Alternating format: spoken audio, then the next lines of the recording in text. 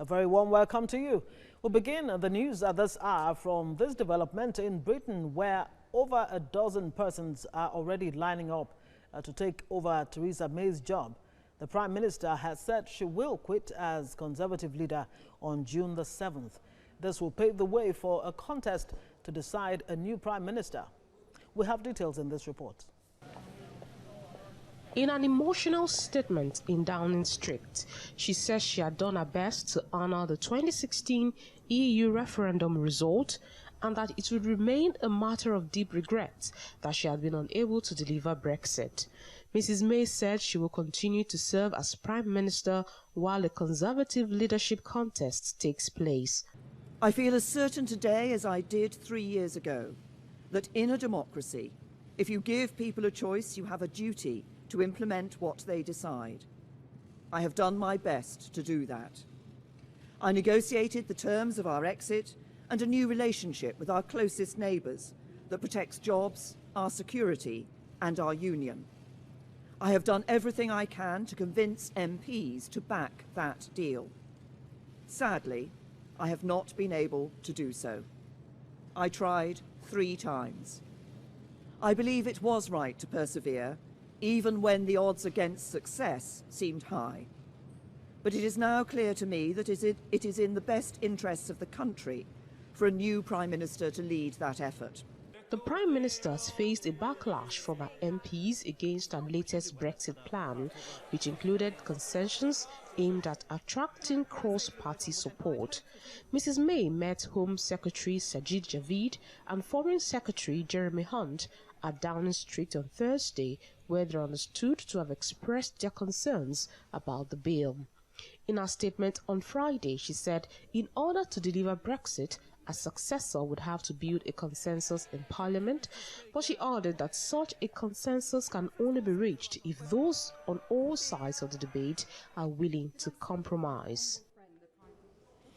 Joining me on Skype from London to discuss this latest development is political affairs analyst Santoma Joel. Good to have you on the news as always. Well, Theresa May, she's put a date to her resignation or her final departure, June 7th. She said she tried her best or did her best, but was it good enough? Well, according to her, she said it was good enough, that she's done her best. But many would have wondered that this resignation would have come earlier than now. It was self-inflicted. She wanted to be a heroine. She did a lot of things in order to compromise the principles of her party. And today people are happy to welcome a new blood into the system.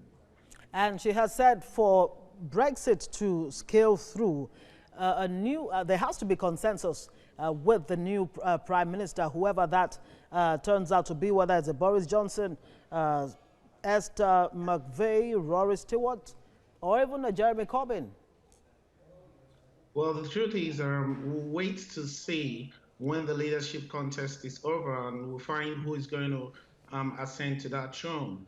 But I don't see anything different from what she's suffering today to the new person that is going to come in. The new person is actually going to face the same thing that Theresa May is facing currently.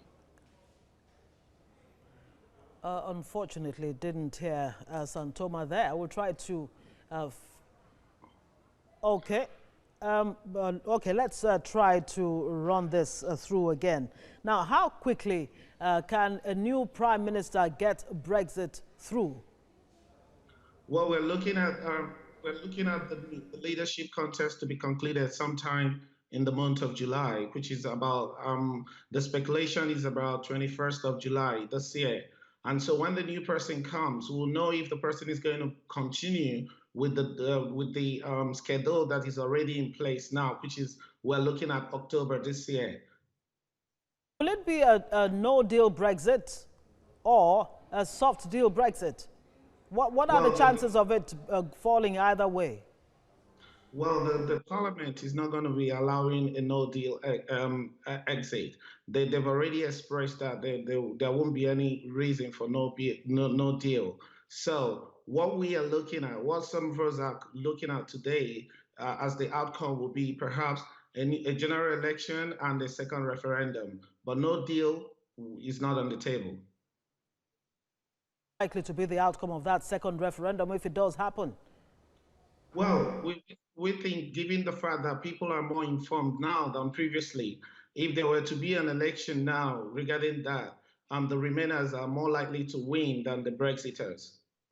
All right, Santoma Joel, thank you very much for joining us on the news at 1.